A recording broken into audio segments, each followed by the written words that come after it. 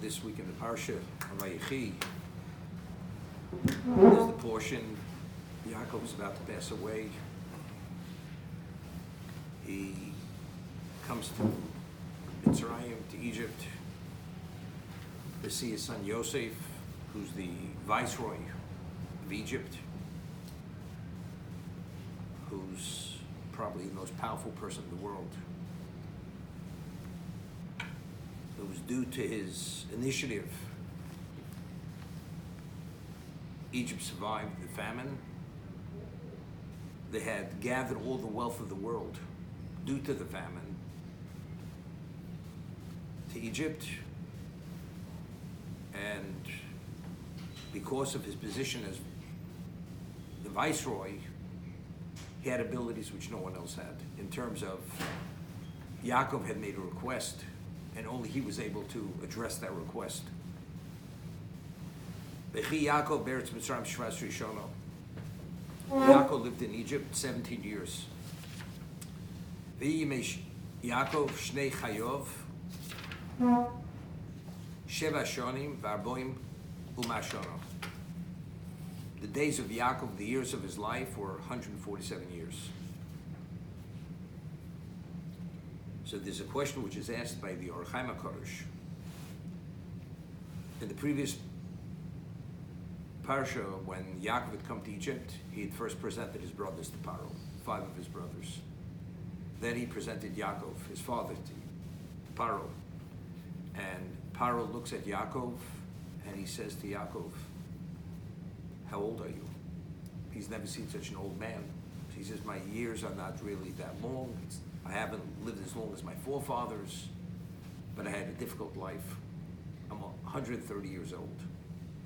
So we know that Yaakov was 130 years old when he came to Egypt. He's in Egypt for 17 years. So we know, and he passed away at 147. So if the Torah wouldn't have said he spent 17 years in Egypt, and the Torah would have said Yaakov lived 147 years, I'd be able to figure it out myself, that he was in Egypt 17 years. So why does the Torah have to tell me that Yaakov was in Egypt for 17 years? It could easily be figured out. If he was 130 when he arrived, and he passed away 147, so evidently he was there for 17 years. The Torah says, "Vayechi Yaakov eretz Mitzrayim shvas rishono." He lived in Egypt 17 years. So over here, the Rabbeinu Bachya, the Baal HaTurim, points out that Yaakov, because of his special relationship with Yosef, how many years did he spend with Yosef? Yosef disappeared at the age of 17. He believed he was killed, devoured by a beast. And then the last 17 years. So the numerical value of Vayechi is 34. Vayechi Yaakov. What was the life of Yaakov? The life of Yaakov was those 34 years. Although he lived 147 years, Vayechi, his life was those years. But factually, ultimately speaking, this last 17 years in Egypt were crucial, which they don't discuss. What's the 17 years? Now, we find that, why was Yosef so special to Yaakov? Firstly, he was the son of Rachel, who was considered his primary wife.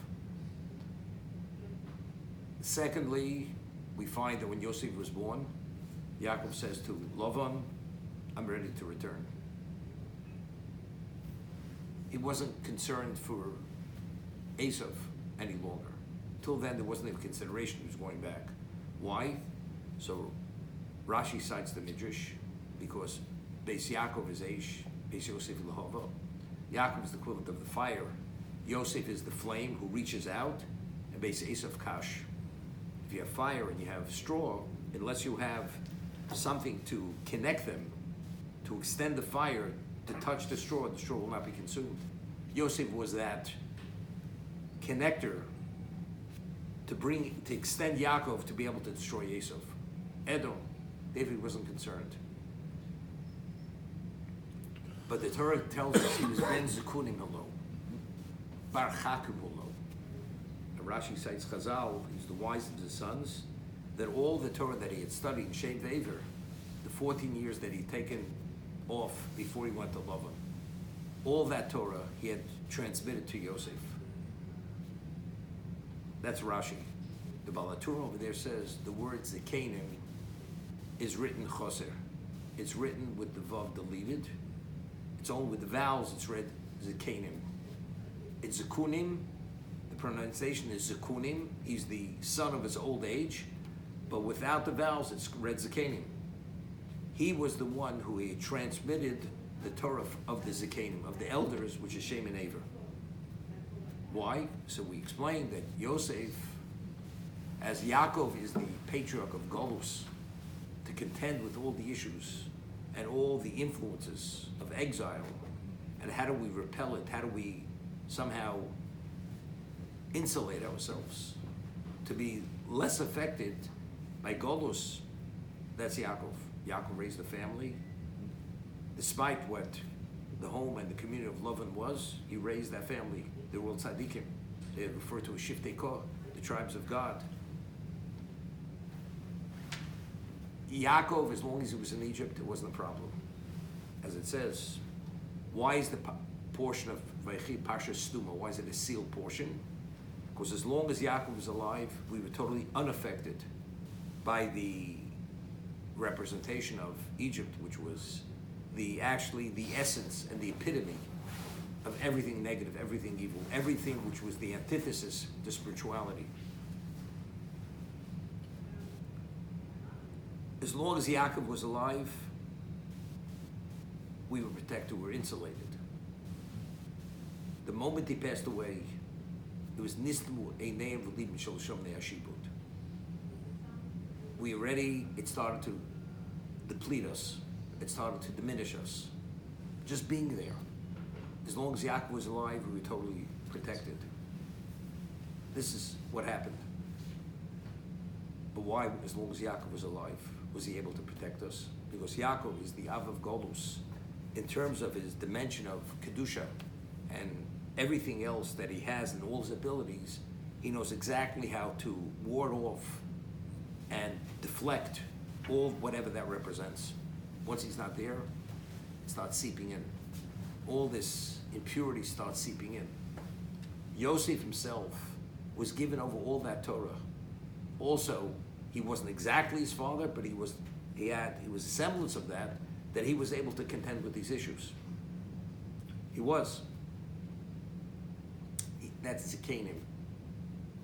He transmitted the Torah of the Zekanim to Yosef. Now the question is, what about Binyamin? When Yehuda had made his plea to the viceroy, what he didn't know was Yosef initially, he says he's Ben Zekunim. He's the child born to my father in his old age. The word Zekunim is written with the Vav deleted. So without vowels, it's read Zekanim. So again, the Baal HaTurim says all the Torah that Yaakov had studied in Shem and Aver, he had transmitted to Binyamin, identically as Yosef. Meaning Binyamin had the same ability as Yosef, because he's the son of Rachel. Rachel, as we discussed, represents physicality in its totality, on its most perfect level, and it's totally subordinated to Kedusha, to spirituality. That's who Rachel Yemeni was. Therefore, the world, all the issues of material in existence, and all the negativities of existence, they're able to somehow to suppress that, to subordinate that, to control that. Binyamin had that ability, as Yosef had that ability. Therefore, he's Ben Zekunim, he's Zekanim. He also was a recipient of that transmission of the Torah that Yaakov had studied in Shem and Aver. But what was Yaakov concerned? We should be able to, he knows we're going to this Golos, to this exile. The question, we can survive it. After, as long as we have to be there, are we coming out of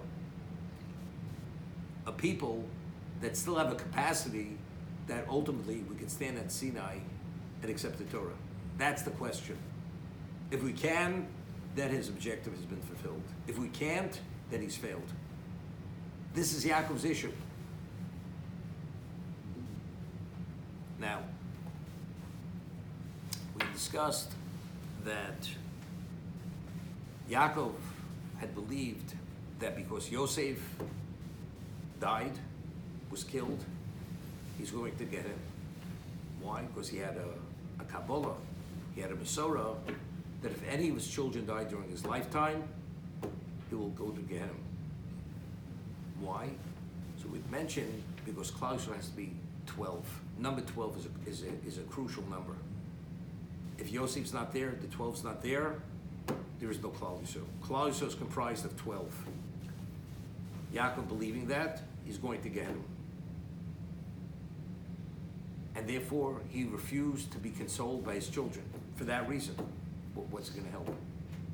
Yosef's not here. What's the consolation? It has no value. Now, so he made peace with that. Now, Yehuda makes a request. Let us take Binyamin to Egypt. And he has no choice. He allows Yehuda. Yehuda takes full responsibility. And he takes him to Egypt. Now, all of a sudden, this man created this charge against him, and he wants to retain him. And he says to the viceroy, he says, if you retain him, my father's going to die. And he's going to go into the grave with great suffering, because nafsho kshur b'nafsho, because his soul is bound up with his soul. If he believes that he's not coming back, he will go into the grave biyogon sholo, with angst into the grave. Well, what's that about? So I think what the Torah is telling us, that even though there may not be a Klal Yisrael, but whatever is left, what will guarantee they shouldn't assimilate? Avram Avinu, there was no Klal Yisrael, but he was able to influence the world that there is a God. As the Gemara says, he was the only human being who ever called God Adni, the master. As long as there's a Binyamin, although there may not be a Klal Yisrael, there's a representation of Hashem's presence in the world. It's not the initial intent, but it's something which is very valuable. If it's something should happen to Binyamin, because he's a Ben Zukunim, he has that transmission of the Torah to deal with these issues, and only he could deal with them, the rest of them cannot deal with it, then we'll survive. Maybe it will be a Klal Yisrael, which is 12, but at least we'll survive. There'll be a representation of Hashem's presence in the world. Otherwise, we're reverting back to pre-Avram times, that the world becomes a paganistic world again. There won't be a trace of Hashem's presence. That was Yaakov's only concern. Is there going to be a Klal Yisrael?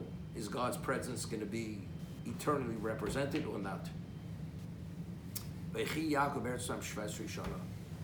When he spent those 17 years in Egypt, that was his life. Why was his life? Not only because of Yosef, because he addressed all the issues to make sure and guarantee that when Klal Yisrael leaves, they're still going to be Jews.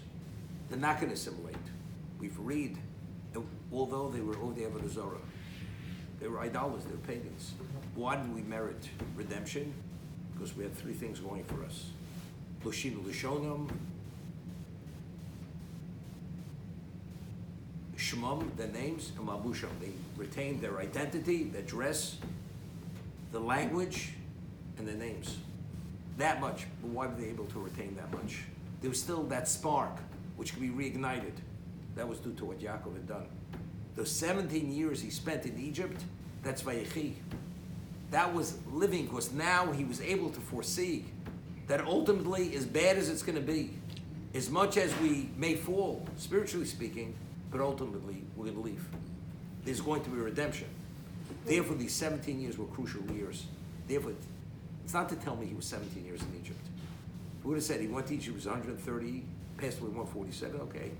Torah saying of Vayechi, this was the essence, the most important part of his life, because this was going to guarantee that there should be a Klal Yisrael. Yosef alive, and Yosef representing what he is, and so on and so forth. These 17 years are crucial. This is his real living, because now he sees ultimately the end is going to be something which was meant to be, that there should be a Klal Yisrael, and there should be a giving of a Torah to Klal Yisrael.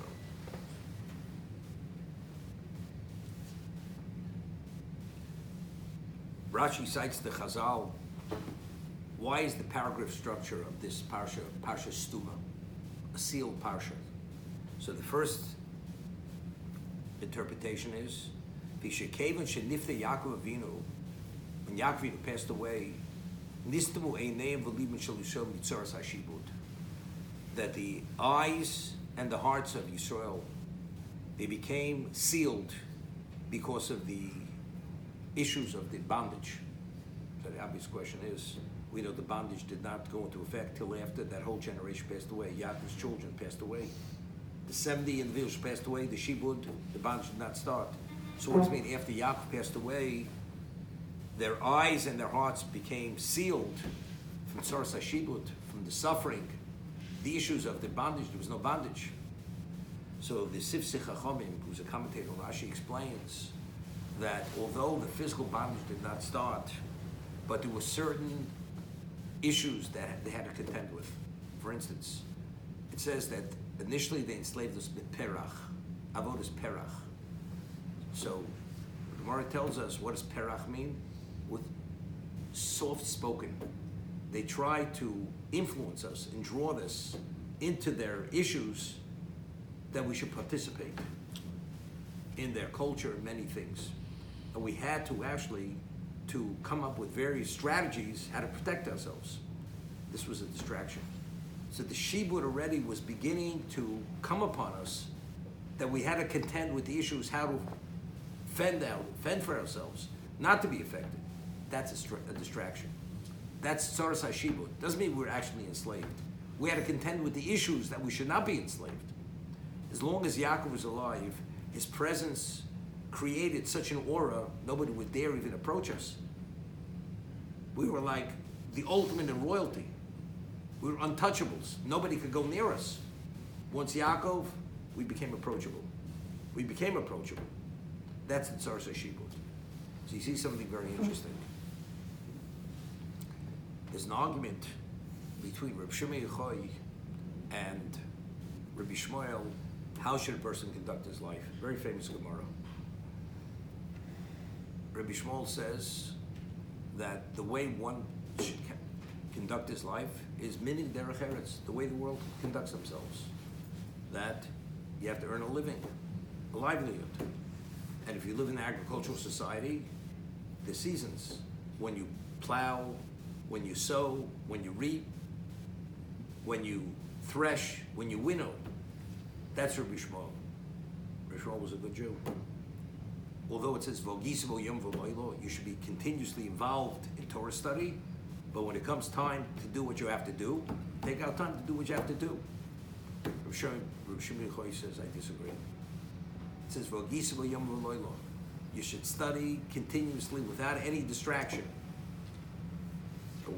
But how do you survive? You know, Ein Kemach Ein Torah. We live in the physical world. So he explains that if you do and live the way God wants you to live,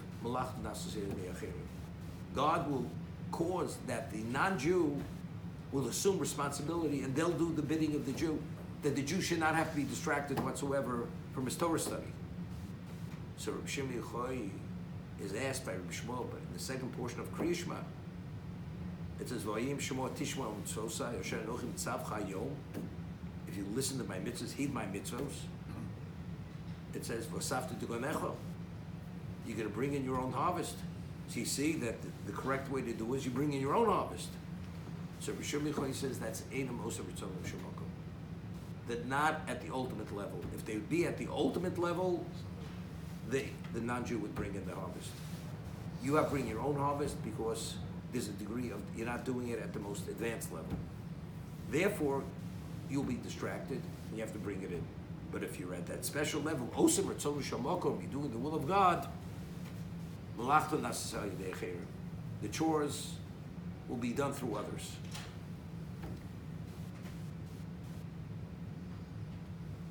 So Reb Chaim Volozhiner goes to explain the Gemara. It says, Harbe osu kereb Shimon Yochai v'lo biyodom. Many had followed the prescription of Shimon Yochai, they did not succeed. So Reb Chaim Volozhiner explains, it says Harbe osu. Many. But what's the inference of many? But there was a minority, they did succeed. Meaning to achieve the level of Oso Ritzon Shel Mokum, to do the mitzvahs and serve God at that perfect level, that special level, very few people are able to achieve that. But if you can achieve it, those people, they will merit that the financial responsibilities are delegated through others, that there should not be a distraction. That's how Reb Chaim Volozhin explains it. Okay? So what's Shibud? As long as Yaakov was alive, there was no distraction. Yossi provided all the physical amenities, what was needed. The focus was only serving God. That's it. In the Midbar, or in the desert, 40 years. There were no distractions whatsoever. The focus, the mind, was only serving Hashem through Torah mitzvahs. Every day, every person would receive his stipend, his daily allocation of mun, which sustained him. There was no illness. The clothing grew on them. The Anei Yaakov, the clouds of glory, would actually wash the clothing, cleanse the clothing. Their feet did not swell despite everything. There were no issues. The focus was fully only serving God. That's Reb Shimon Choy. That's the way it's supposed to be. But that's only that way if Osem Ritzon Shel Mokum. Okay? Now Yaakov, as long as he was alive, there were no distractions. Because as I said, his aura did not allow them even to be approached. They were unapproached. The moment he passed away, that aura was no longer that special level. The Egyptians now, they started to approach us. Maybe you want to participate. Lend a hand. You hear. We had to respond. That response was a distraction. That's Tzoras HaShibud. That is already the beginning of bondage. Having to address all these worries and these issues of what exists within existence in their environment. Yaakov Avinu, before he passed away, he blessed his children. He gave a bracha. He created a special relationship between Yisachar and Zvulun. Zvulun was responsible for the full material support of Yisachar. Yisachar was dedicated only to Torah. Zvulun was fully responsible. And Yaakov understood exactly who Zvulun was, that he had such an appreciation and esteem for Torah, that as much as he had to do, he saw it as privileged. And therefore, the Medrash tells us that to what degree was Zvulun dedicated to Yisachar? It's equivalent as if they actually spoon-fed them. That Yisachar had no distraction, no worry whatsoever. Whatever we need, whatever has to be done, Zvulun will attend to it. And as a result of that, the Pasuk refers to Yisachar as Yodei Itim.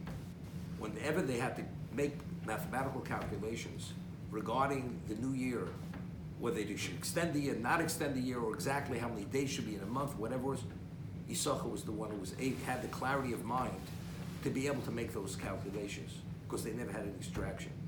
And whenever there was an issue to determine whether a ruling was correct or not, they'd present it before Yisachar, and Yisachar would be able to evaluate it to see if there was any fallacy in logic to make sure it was cogent. It was a cogent ruling and a definitive ruling. But why? Because Yisachar had no distraction. We find, Bar tells us in Megillah, that after Vashti had spoken disrespectfully to Achashverosh, immediately he summoned Mordechai as an advisor. He says, what should we do with her? So Mordechai understood that if he advises Achashverosh to kill her, once he sobers up, he's going to blame the Jews. So he says, what about Yisachar? Yisachar, the Yodei Itim, Achashverosh, they have that clarity of mind. But since we've gone into Golus, the barrel has become murky. We no longer have that clarity any longer. So Haman is the one who gave the solution. He should take their life. He should kill her. But at least the Jews weren't going to be the victims afterwards and blamed for Vashti being killed. But originally it says, but they Yodei Itim. What about Yisachar? Why don't we consult with Yisachar? It says it's not, the clarity is no longer there as a result of us going into exile.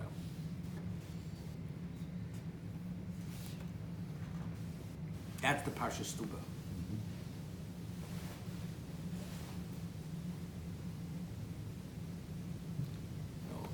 Mish tells us a bit, almost marba d'chos and marba dago. You know, the more you have, the more worry, the more headache you have.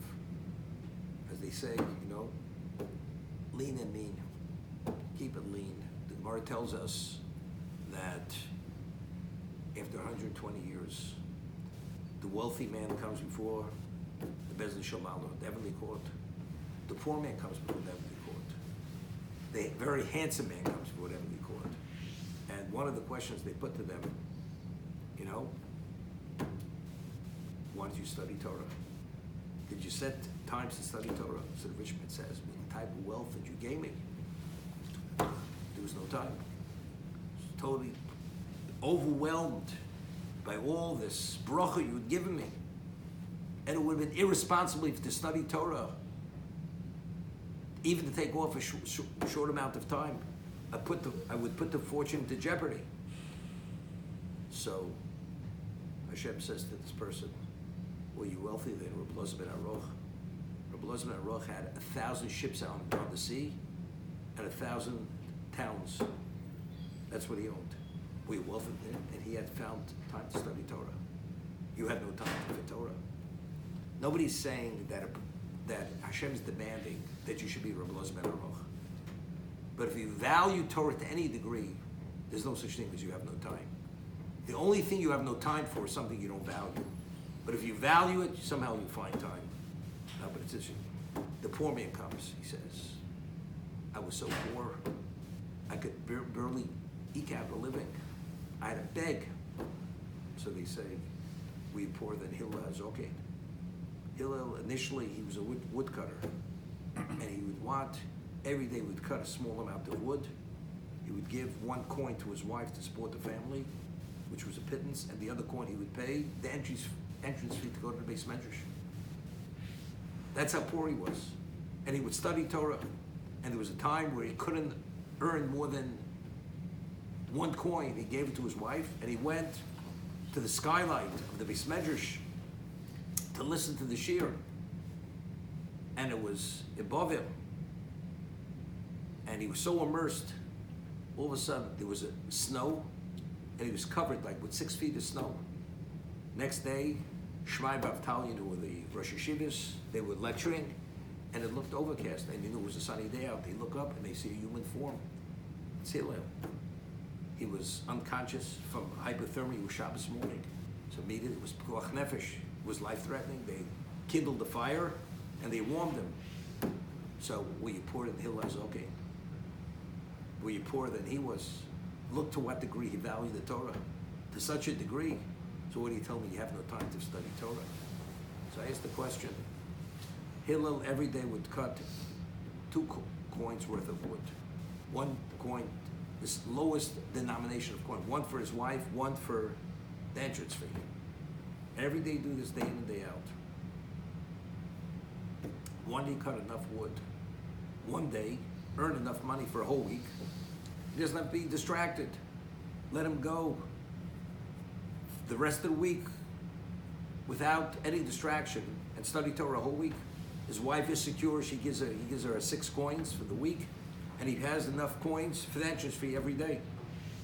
He only cut enough wood every day, only for the day itself, not more than the day. What's the reason? You know what the answer is? Because if I have to be distracted more than I have to be distracted, I'm too distracted. Any degree of distraction is a diminishment of whatever I'm meant to be. That's what it's about. You know, it's very interesting. The Risus Hashem writes, if the Gemara tells us that Mizonosov Shalom Mitzuvah Rosh Hashanah, if one's yearly stipend is determined Rosh Hashanah, why do you have to take any initiative? You should just sit back. It's going to come. Hashem already has allocated what you're meant to receive. So he explains that after Adam had eaten up the Eitz Hadas, there was a curse to the human being. By the sweat of the brow you shall eat bread. So you have to meet that criteria. By the sweat of your brow, only then is the allocation released.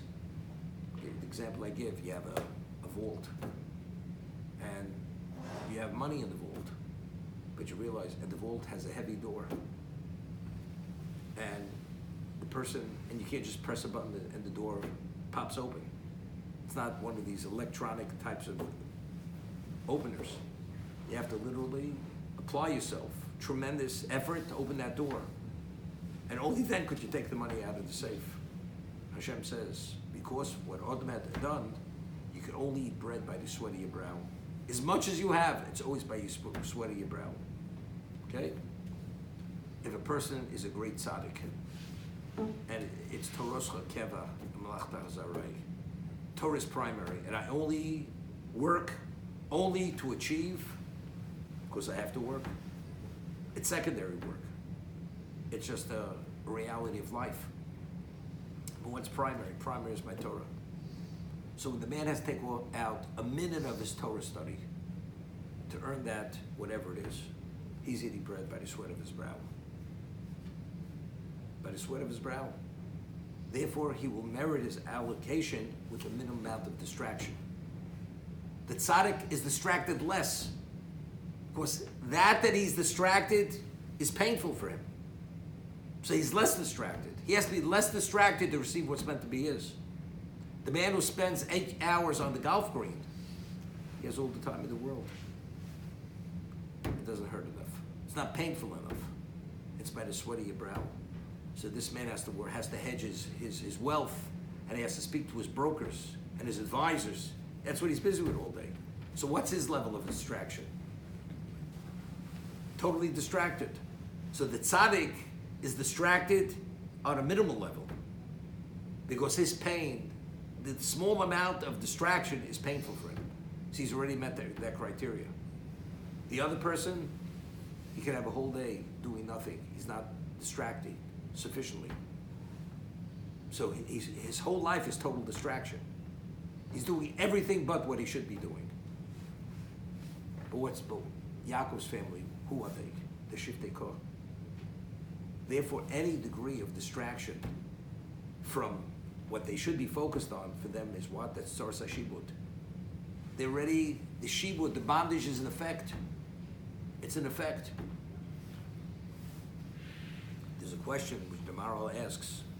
We find that the Bris Bein Absorim, the covenant between the parts, Avraham Avinu was told that Ger Yizarach Be'eretz Lehem, they will be strange in a land which is not theirs. Vavodum, they'll be enslaved. V'inu Osam, they'll be afflicted 400 years. But if you calculate the time, we're only in Egypt 210 years. So the answer Rashi cites from the Medrash, that the time is calculated from the birth of Yitzchak. If you count up from the birth of Yitzchak till we left Egypt was 400 years. Because it says Geria Zaracho. From the moment he had progeny, Avram, that's when the bondage, that's when the clock started to tick. Somebody asked, but it says V'inu Osam, will be afflicted. Where's the affliction? Avram Avinu. Maybe when he was younger, he was afflicted. After he defeated the 4 kings, he had wealth, he wasn't afflicted anymore. So where's the affliction? Yitzchak, where do we find he was afflicted?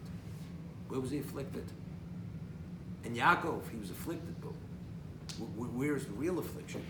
So he explains, a person who lives his life with the context of Kedusha, and you live in an environment, you're a monotheist, holiness, and you have no trace of anything representing impurity, and you live in a life among people who live a life of abomination, idolatry, human sacrifice, incest, witchcraft, everything which is the antithesis and contrary to Kedusha. Where are you living? You're living in a Gehenna. So that's Inu. To put them in that environment, that's Inu. They're being afflicted. We're not talking about physical affliction. We're talking about, it manifests physically. It's emotional affliction. You're in a location where people they're living like subhuman beings in terms of what a human being should be. Therefore, that's Inu. So, Klal Yisrael, who had to deal and be distracted with the issues to deal with the Egyptians, That's Tzoros HaShibud.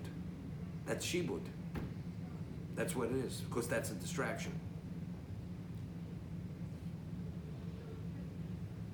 The second interpretation why it's Parsha Stuma, it's a sealed portion. Yaakov wanted to reveal the end of time, and it was concealed from him. He wanted to, but Hashem caused him to forget, and he wasn't able to communicate it to his children. Now, the question is, I asked, what is the value of knowing when Mashiach will come? When the end of time will come? When will it be? When is that moment? We're going back now close to 4,000 years ago. Yaakov wanted to reveal to his children, it's going to happen, fast forward 4,000 years. Hashem says, I don't want them to know. And if they would have known, what's the value of knowing? It's not a curiosity issue. Maybe if it's your own lifetime, it's important to know, right? To straighten out your act, as they say. But if we're talking thousands of years off, what's the value of knowing? So, there's a Rabbeinu Bachya who cites a midrash that slightly different than Rashi brings, that initially Yaakov wanted to reveal the kids, the end of time, to his children, but he hesitated. Why? Because he felt if spiritually speaking, there's sin among them, they're not worthy of that.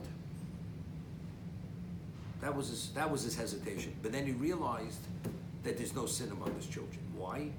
Because sin in Hebrew is chet.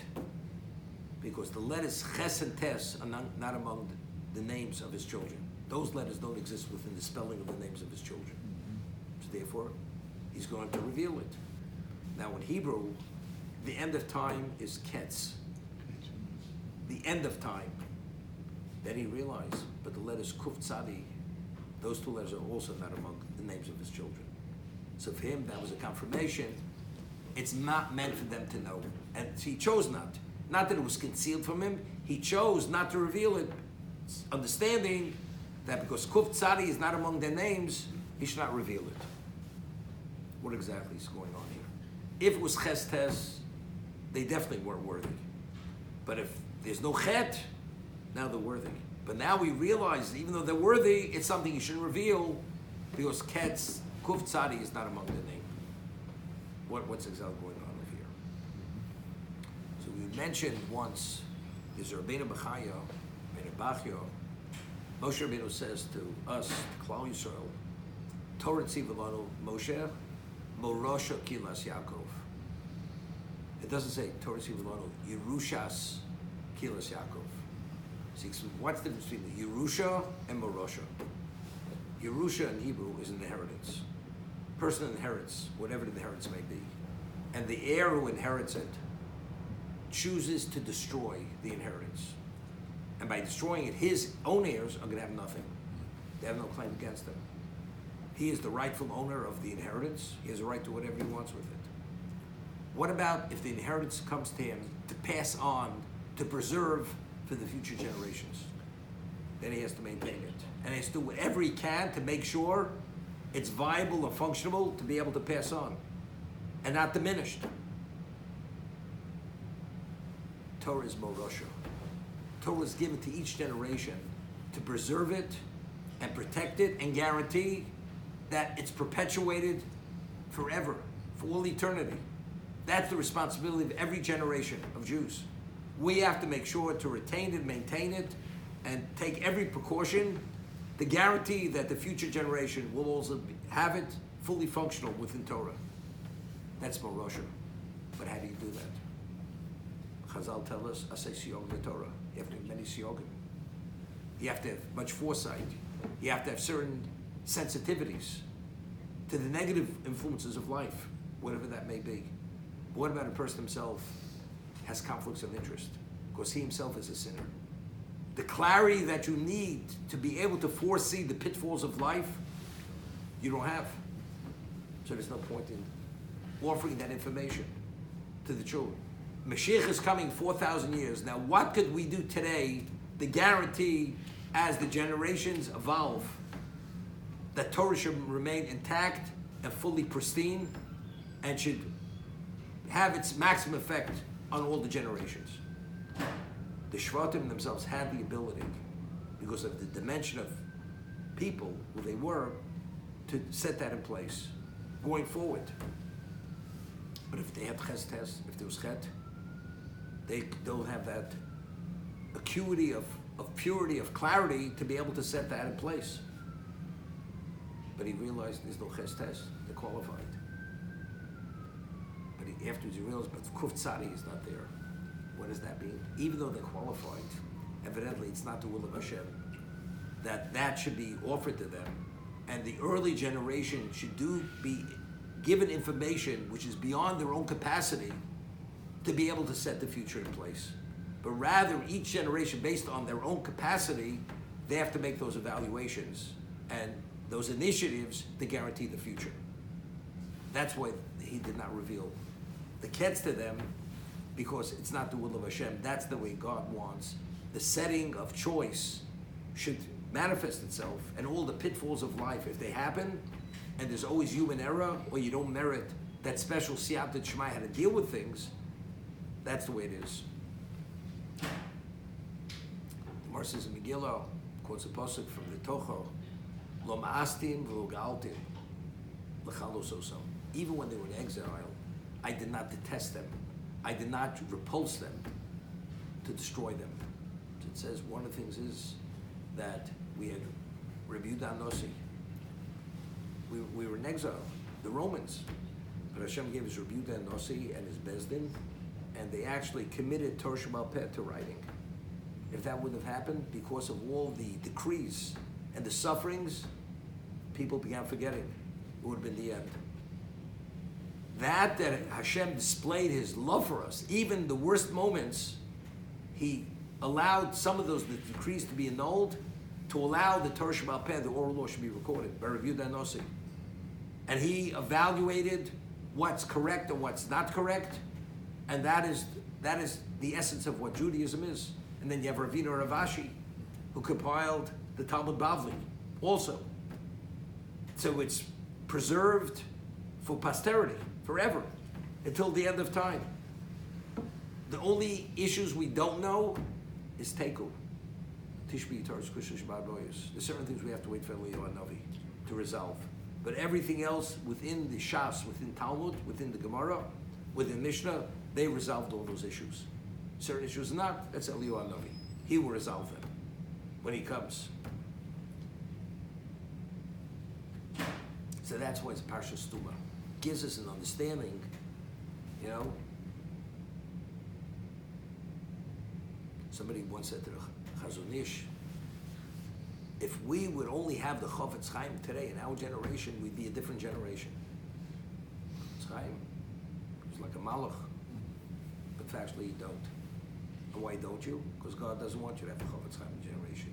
Meaning every generation is given its challenges, and you're given the wherewithal to deal with those challenges, and that is the context of Bechira, free choice. A choice is only a choice because you have the ability to discern. Because otherwise, it's not a choice. You have. The challenge is there because you could address the challenge. Because you couldn't address it, then it's not a challenge. It's totally overwhelming. And that's what it is. So the same thing. Kuf Tzadi, each generation has to contend with its issues. If we'd have what, when. But that's not the way God wants it. God wants that the present people, whoever here, if we would have Rabbi Akiva Eger, if we'd have the Vilna Gaon, but we don't have it. It's not meant to be. You have to deal with what you have. But how do we contend with it? It's hopeless. It's not hopeless. If it would be hopeless, Mashiach would be here. That means there's no hope. There's no chance.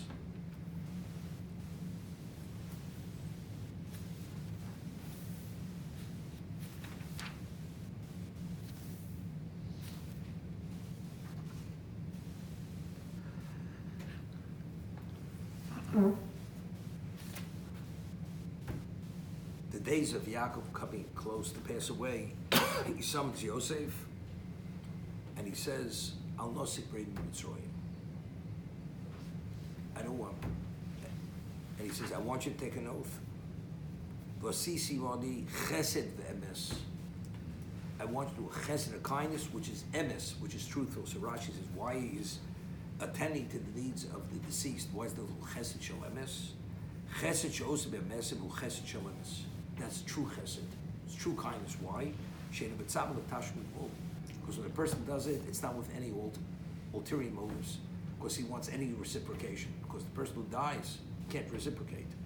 Therefore, it's the true, this is the purest chesed, is the chesed you offer to the dead, to the one who passed away.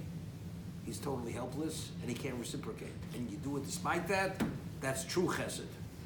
So over here the Baal HaTurim explains, cites Rashi, emes nutrikin. The word emes is an acronym. Oron, you provide the coffin. Mito is what you transport the deceased. Tachrichin, the shrouds. Emes addresses the needs of the person who passes away. I want you, imodi chesed, provide whatever is needed to be provided. That's the acronym of emes. Now it's very interesting. The Medrash tells us that the Torah is tchiloso chesed and sofer chesed. It opens with chesed, the story, Adam and Chava, the Eden of the Eitzadas, they realize they're naked. So what does Hashem do? He provides garments. He clothes their nakedness. It's malbish harumim. It's kindness. That's tchilos of chesed.